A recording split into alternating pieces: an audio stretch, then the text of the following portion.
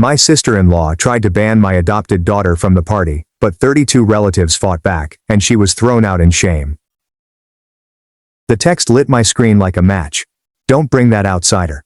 I looked at my 11-year-old clutching a sparkly outfit and a handmade card, and realized tonight wouldn't be about an engagement. It would be about who gets to decide what family means. I tried to steady my breath, but when I glanced back at Sophie, beaming with pride over her carefully wrapped gift, I knew I had to protect that light at all costs. Sophie, my 11-year-old daughter, was in the kitchen, showing me her clothing. I am excited about my sister's engagement celebration tomorrow. We had adopted her 4 months before, and she was still in the trying to prove herself stage, so family events were quite important to her. She had just finished wrapping the engaged couple's gift when my phone rang. It was Vanessa, my sister-in-law. Don't bring that outsider to the engagement party. This is for real family only, not some random charity case you picked up to feel good about yourselves. I looked at the message with disdain. Sophie looked up from the phone before I could move. That's about me. Her lower lip trembled. I tried to turn the phone, but she had already noticed it. I'm an outsider. She was now sniffling in between phrases. A charity case? The tears started rolling. I'm not real family. She was practically in tears. But everyone hugged me at Christmas. They do love you. I tried so hard to be good for you. Now she was weeping. I saved for 3 weeks for their present. I thought if I got them something nice. She wouldn't finish. Am I going back to foster care? That devastated me. I drew her into a massive mom embrace. Listen to me. You are never going back. We are going to that party. Vanessa doesn't get to decide who's family. But she said I don't match. Then we'll make you match so perfectly she can't say a word. I removed the tears. Do you want to wear the sparkly outfit you chose? Her eyes brightened up slightly. The one with rainbows. Every single rainbow. I texted the screenshot to my husband.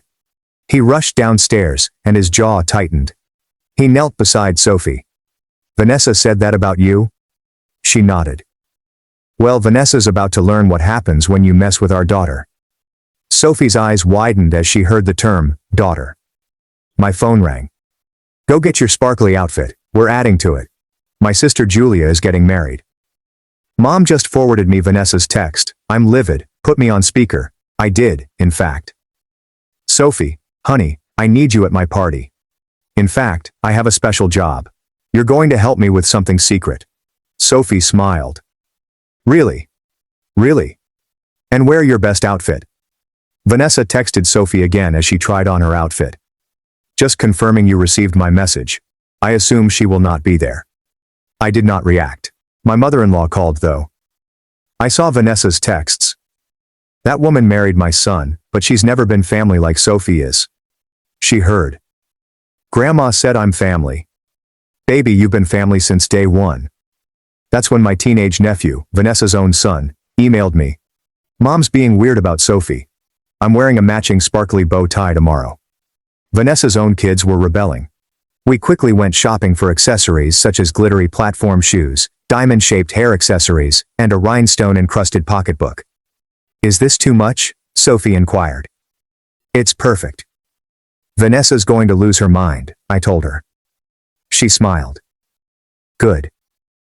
Sophie prepared another gift that evening, a large handcrafted card with congratulations and stickers for everyone in the family. Vanessa contacted my husband, but we let the message go to voicemail. I'm not trying to be mean, but tomorrow is about Julia, not your little charity project. I'm thinking of Julia's happiness. The family group chat erupted when Julia declared, everyone wear something sparkly tomorrow, even if it's just a sock to match Sophie. Vanessa quickly texted the group. Julia said, that's not necessary. Sophie practiced walking in her platforms, saying, yes, it is. What if Vanessa blocks the door? Then we go through her, my husband responded. But what if? No what ifs, you belong there. Sophie changed into her full attire the following morning. Do I look like I belong? You look like you own the place. In the car, she hugged both gifts. Mom, what if nobody else wore sparkles? They will. What if Vanessa says something mean? Then everyone will see exactly who she is.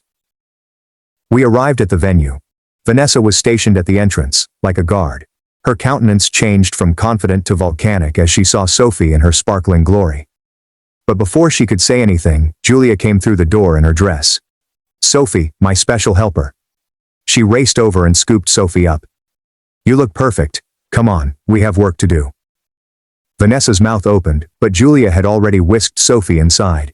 The entire family was there, all dressed sparkly, grandparents in glitter bow ties, aunts in glitter scarves, and Vanessa's own children in rhinestone accessories, the newest addition of our family. Vanessa stood motionless as her own children ran to embrace Sophie. "We love your outfit. You look like a disco ball," her teenage son exclaimed. "This is our cousin Sophie, everyone." Julia raised her glass while toasting.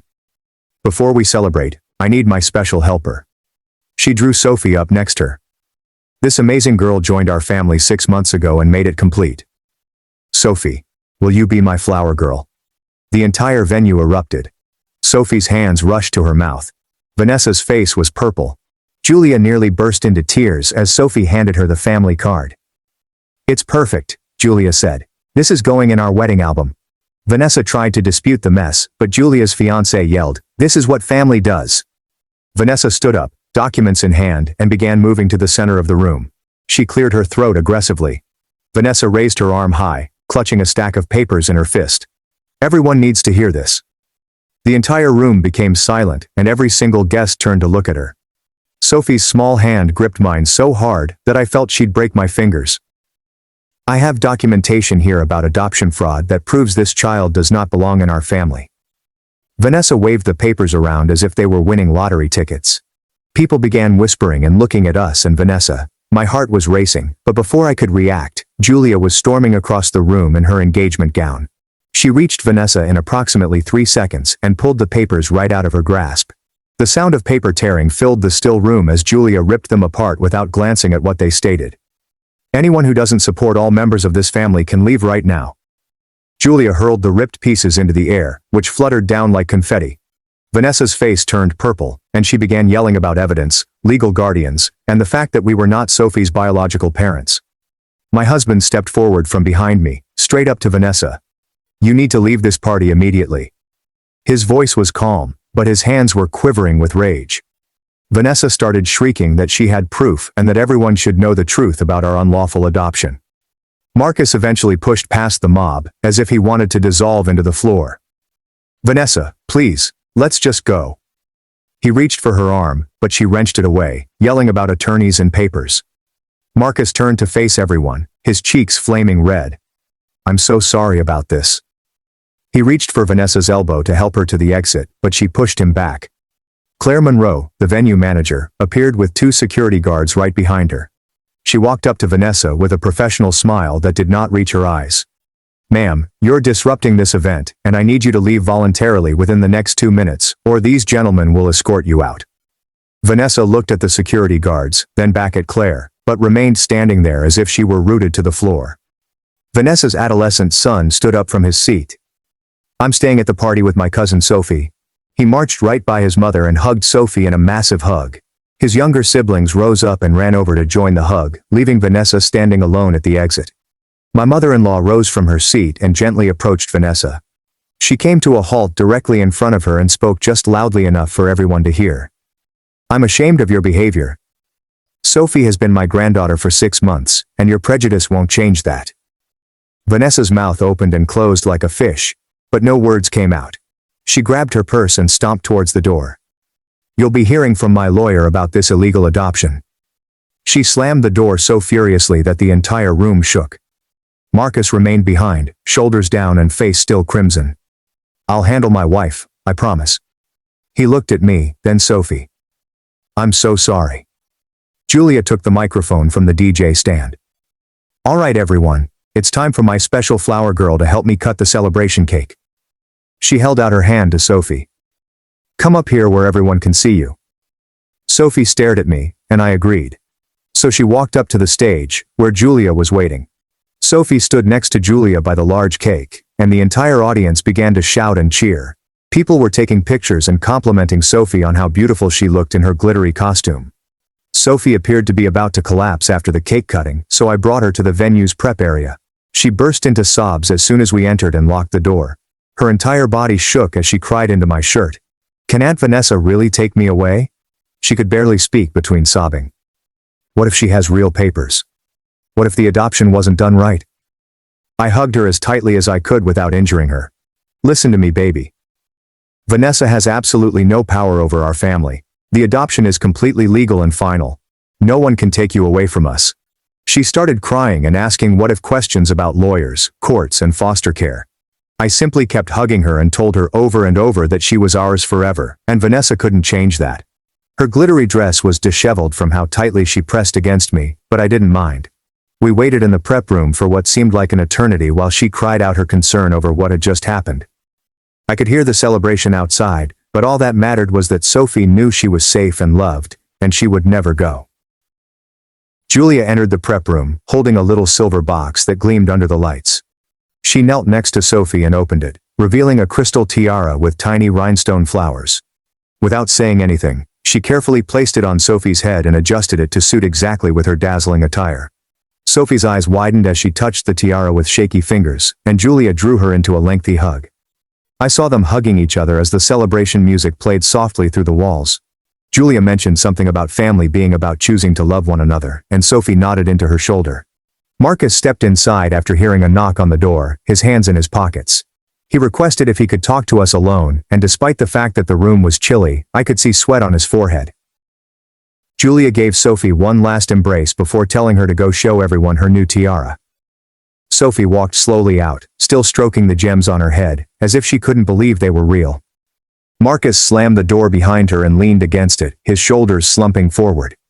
He began telling how Vanessa had been trying to adopt for 2 years without luck, and how seeing us with Sophie made her insanely envious. His voice cracked as he admitted he should have stopped her sooner, but he hoped she would settle down on her own.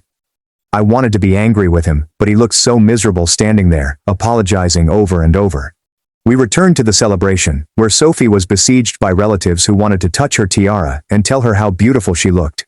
Sophie's smile grew larger as the photographer continued to pull her apart for photos with various family members. Grandma made careful to capture a photo with just the two of them wearing identical glittery accessories. Vanessa's children remained close to Sophie the entire time, as if they were sheltering her from their absent mother. Sophie wore her tiara throughout the party, even as we ate cake and danced. Sophie stood in our bedroom doorway, clutching her beloved bear, and begged if she could sleep with us. She climbed into the center of our bed and curled up small between us, pressing her back into my chest. My husband reached over and grabbed her hand as she questioned Vanessa's ability to take her away. We spent hours in the dark assuring her she was stuck with us for good, and that no one could change it. She fell asleep holding both of our hands, but awoke twice crying from nightmares of attorneys and courts. We had to repeat the assurances and embracing until she calmed down enough to sleep again. The next morning, as I was making breakfast, my phone rang and it was Marcus, who sounded worried. He stated that Vanessa had spent the entire night on her laptop researching adoption rules and printed out articles regarding contested adoptions. He was trying to divert her, but he wanted us to know she wasn't abandoning her mad scheme. I hung up and quickly called our adoption lawyer, who had handled Sophie's case 6 months before.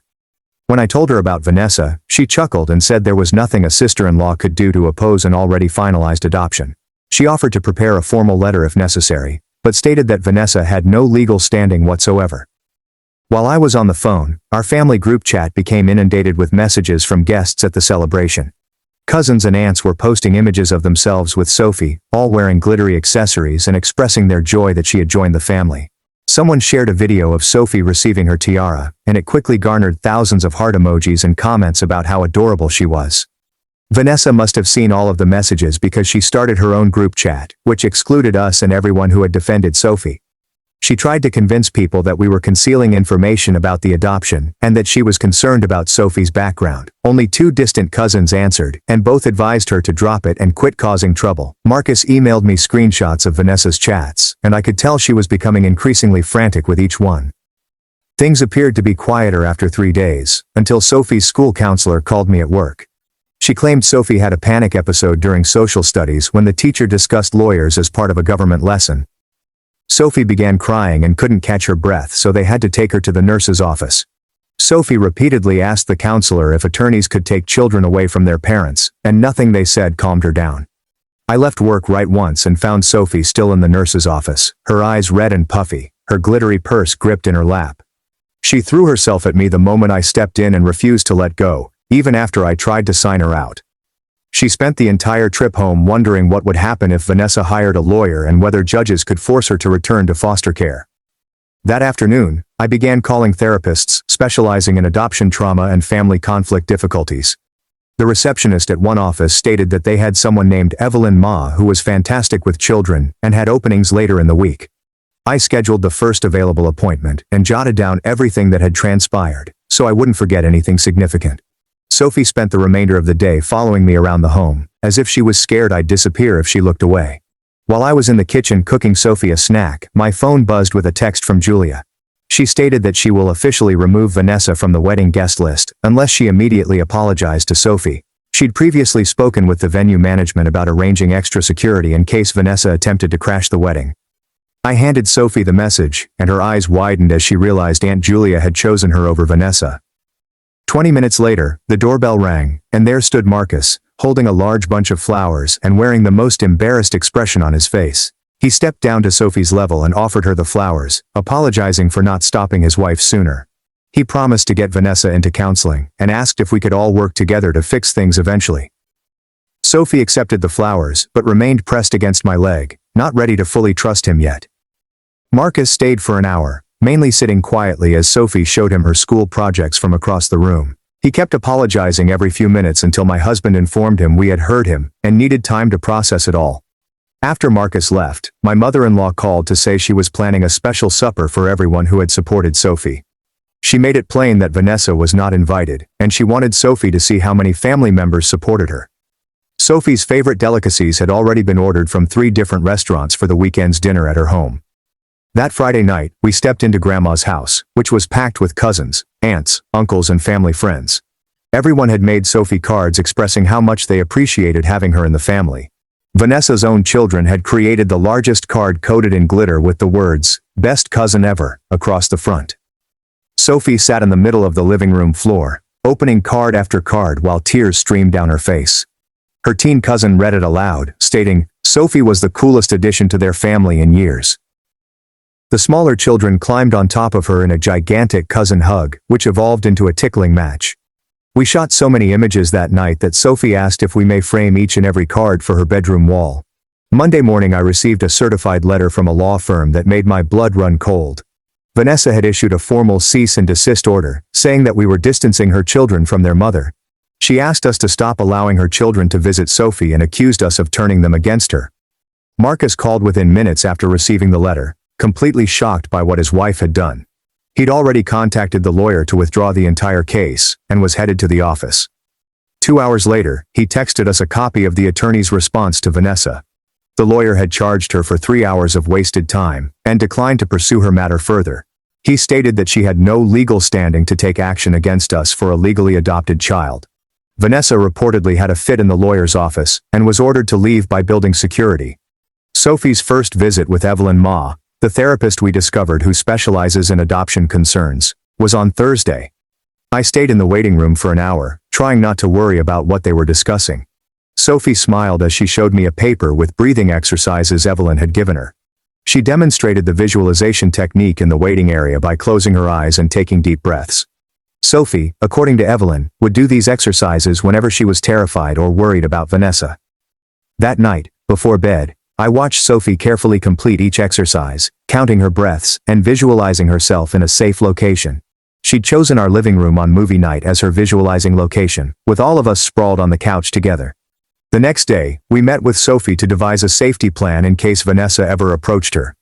We typed down all of the vital phone numbers on a card for her glittering purse, including mine, Dad's, Grandma's, and even 911. We practiced what she'd say and do if Vanessa showed up at school or elsewhere. Sophie practiced calling for help and ran to the nearest adult, becoming more confident with each practice run. She carried that card in her purse and looked for it every morning before school, like a security blanket. Julia picked up Sophie on Saturday morning for a special girls' day of shopping for flower girl outfits. They visited 5 different boutiques, trying on every style and color combination they could find. Sophie texted me photos of her in each dressing room, whirling in circles and making hilarious faces in formal gowns. They finally discovered the right garment in a small store, white with rainbow ribbon trim that made Sophie squeal with delight. Julia purchased matching shoes and a tiara, as well as a backup dress in case something went wrong with the first. They arrived home with bags of accessories, and Sophie modeled the entire costume for us 3 times. That evening, when I was going through social media, I noticed Vanessa had written a lengthy rant about false families. She did not use our names, but rather talked about adults who adopt children for attention and virtue signaling. The message was definitely about us, describing adoption as a trend for people who wanted to appear good on social media. Within an hour, several family members had denounced the post as harassment and hate speech. Screenshots began to flood our family group chat as everyone expressed their dissatisfaction with Vanessa's behavior. Vanessa deleted the post within 2 hours, or the platform removed it for violating terms. Marcus texted to say he had read the post and was moving into the guest room until Vanessa agreed to get serious assistance. He texted again 20 minutes later, reporting Vanessa was screaming through the guest room door, but he was not backing down this time. Monday morning I dropped Sophie off at school, and she virtually leaped out of the car, clutching a folder full of engagement party photos under her arm. Sophie's teacher called me that afternoon to inform me that she had given a whole presentation about being picked as flower girl during show and tell, replete with images of everyone in their sparkles. Sophie appeared to be more confident recently, standing straighter and speaking louder than she had all year, according to the teacher. That evening we convened a family meeting with our 2 biological children, ages 13 and 15. They sat on either side of Sophie on the couch while we narrated what had occurred to Vanessa. Our oldest sprang up and strode around the room, his fists clenched as he contemplated what his aunt had done. Our 13-year-old daughter put her arms around Sophie and declared that anyone who interfered with her younger sister would have to deal with her as well. Sophie's eyes welled up with tears, but she smiled as her siblings squeezed her between them in a protective sandwich. Vanessa's adolescent son contacted the next day, asking if he could call us via video chat after school. He emerged on screen, weary, and immediately asked if he could still attend the wedding, even though his mother couldn't. We informed him that he was welcome and watched as his shoulders relaxed with relief. He admitted to fighting with Vanessa every day over Sophie's treatment, showing us pictures of their text exchanges in which he called her out for being nasty. He stated that his younger siblings were equally furious with their mother and had been giving her the silent treatment for days. 2 weeks before the wedding, we drove to the location for Sophie's flower girl practice. She wore her real dress and walked down the rehearsal aisle 12 times, growing more confidence with each pass. Claire, the venue manager, observed from the sidelines and took notes on where to place more security on the big day. She showed us the side entrances they'd be watching and described their procedure for dealing with undesirable visitors. Sophie perfected her petal throwing technique, resulting in an orderly trail of rose petals from the back doors to the altar. That night, Marcus called to say Vanessa had finally consented to attend one counseling session, but only to prove she was correct about everything. He seemed cautiously optimistic that a professional could reach her in ways that her family had failed to do. Marcus planned to drive her to the therapist's appointment on Thursday, to ensure she showed up. Sophie put out her painting tools on the dining room table on Saturday morning, announcing that she would be crafting thank you cards for everyone who wore sparkles. She labored for 6 hours straight, making 32 separate cards featuring drawings of each person in their dazzling dress. We spent Sunday afternoon addressing envelopes, with Sophie meticulously writing each name in her best handwriting. She insisted on including extra stickers on the cards for Vanessa's children, who had been extremely supportive. We walked to the mailbox together, and Sophie kissed each envelope before placing it. Marcus texted that evening to report that the therapy session had taken an unexpected turn. Vanessa's therapist had allegedly been extremely straightforward with her, stressing that her behavior may be deemed harassment and that she could face legal ramifications if she continued. Vanessa had gone utterly silent throughout the session and hadn't talked for the entire journey home. Marcus claimed she had shut herself in their bedroom, and he could hear her crying through the door. The following week, Evelyn called to schedule Sophie's usual appointment, noting that she was making excellent improvement. She suggested that we schedule a few family therapy appointments to help everyone process the recent events together. Sophie overheard the talk and quickly requested whether Grandma could attend one of the sessions. She stated that Grandma's encouragement meant everything to her, and she wanted to express her gratitude properly. We booked the family session for the following Tuesday, and my mother-in-law reserved her entire day to attend. The therapy room was tight with all of us crammed onto the couch, but Sophie insisted on sitting directly between me and Grandma. Evelyn led us through a discussion of how the entire scenario affected each family member. When it was Grandma's turn to speak, her voice trembled as she explained how Sophie handled Vanessa's abuse with such grace. She spoke of her pride in Sophie's courage and tenacity, wiping tears from her cheeks. Sophie went to face her grandma and requested quietly whether she might call her grandma from now on. My mother-in-law cradled Sophie in her arms and sobbed, saying she had been Sophie's grandmother since the beginning. By this point, everyone in the room was in tears. Even Evelyn had to get a tissue from her desk. We spent the rest of the session discussing what family truly means, and how love is determined not by blood or adoption paperwork, but by the decision to show up for one another every day. 5 days before the wedding, Vanessa texted me that she would not be attending or causing any problems. Marcus contacted shortly after to confirm she had booked a spa weekend for the same dates. He sounded relieved when he said that she had finally decided that remaining away was preferable to risking another scene. We spent the remainder of the week having Sophie's flower girl outfit changed one more time and practicing her petal throwing technique in the backyard. She'd throw handfuls of rose petals from her white basket, then dash back to collect them all to attempt again. The wedding rehearsal 2 days later went flawlessly, with Sophie walking down the practice aisle at the venue with a huge smile on her face. The photographer, who had arrived early to investigate spots, kept taking photos of her practicing with her basket. She'd linger at each row of chairs to ensure that everyone received petals, and the photographer caught every moment. Marcus arrived at the rehearsal dinner that night with Vanessa's children, who immediately went up to Sophie with their handmade cards. Marcus approached me and mentioned that Vanessa had assisted them in creating the cards, despite the fact that she was unable to attend. The children surrounded Sophie at her table, showing her all of the glitter and stickers they had used to write "Good Luck Flower Girl" on each one. Sophie insisted on wearing her flower girl attire and the beautiful tiara from the engagement party on the wedding morning. She stepped in front of my bedroom mirror, carefully arranging it, and requested me to snap a photo for her future children. I took approximately 20 photographs while she posed at various angles, making sure the tiara caught the light perfectly. We arrived to the location early so Sophie could practice once more before the guests arrived. Sophie walked down the aisle throughout the wedding, throwing petals with perfect timing, and smiling at everyone she passed. Julia hugged Sophie into a deep hug as she approached the altar, before Sophie took her place alongside the other bridesmaids. Sophie stood absolutely motionless throughout the wedding, cradling her empty basket while Julia and her new husband exchanged vows. Marcus stood up during the toasts at the reception, and told Sophie how fortunate the family was to have her in their lives. Sophie's face lit up when he referred to her as his niece, and expressed his pride in being her uncle. Later, during the dancing, Vanessa's adolescent son approached Sophie and requested a special dance in front of everyone. He exclaimed loudly that she was the best cousin ever, and soon the other kids joined them in this large circle. They were all dancing around Sophie, who was twirling in the center, her tiara shining in the lights. My mother-in-law approached me during a slow song and explained that Vanessa had seen the entire wedding via live stream from her spa.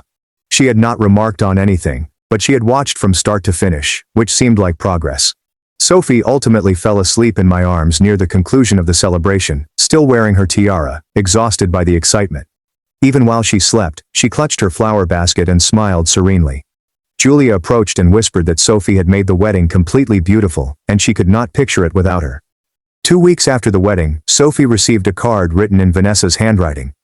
Inside, it simply read, "Congratulations on being a beautiful flower girl," with Vanessa's signature at the bottom.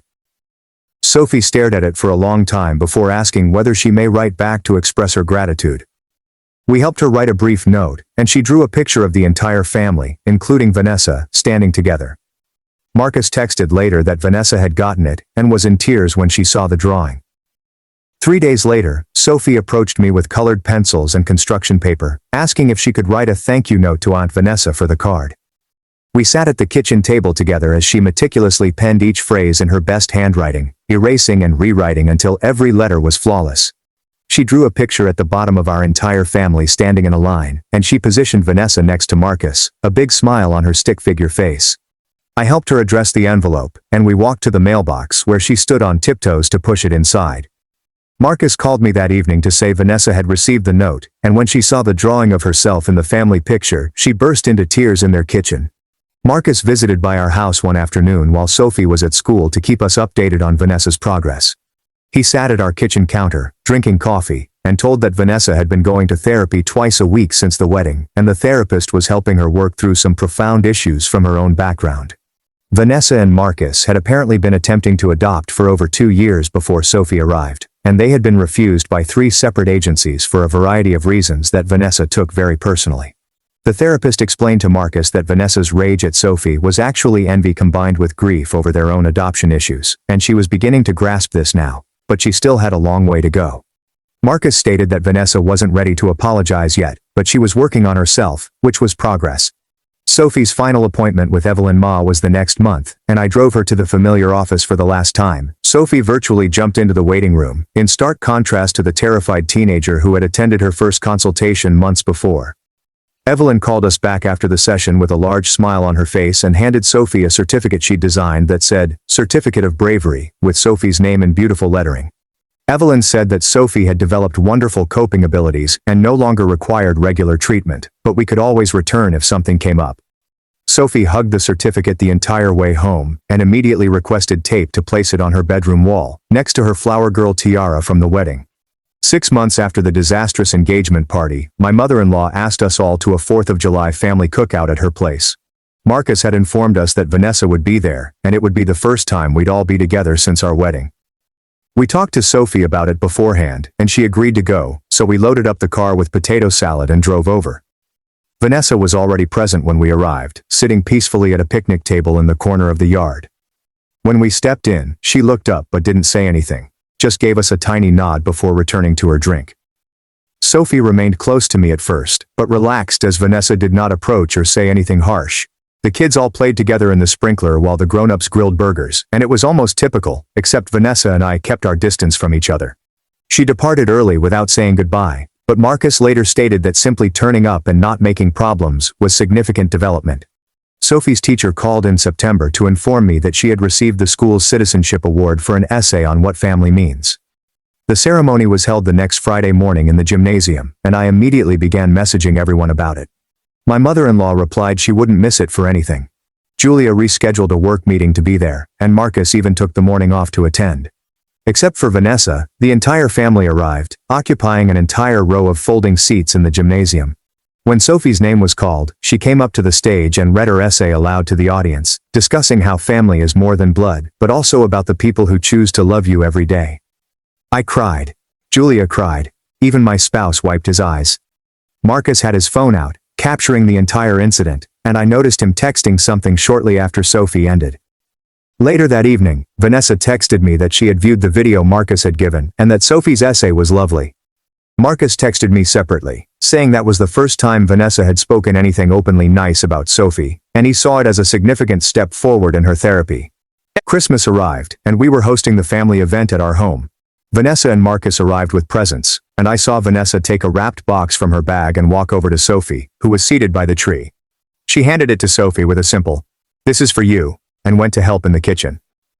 Sophie carefully unwrapped it to discover a sparkly picture frame with a note inside that read, "For your favorite family photo." Sophie dashed to her room and returned with the photo from the engagement party, the one where she's wearing her full sparkle outfit surrounded by the entire family, and carefully placed it in the frame. Later that night, after everyone had gone home, I helped Sophie hang the framed portrait on her bedroom wall, next to her flower girl tiara and certificate of bravery. Standing there, staring at that wall filled in memories from this insane year, I understood how much we'd all evolved and grown as a result of the entire experience.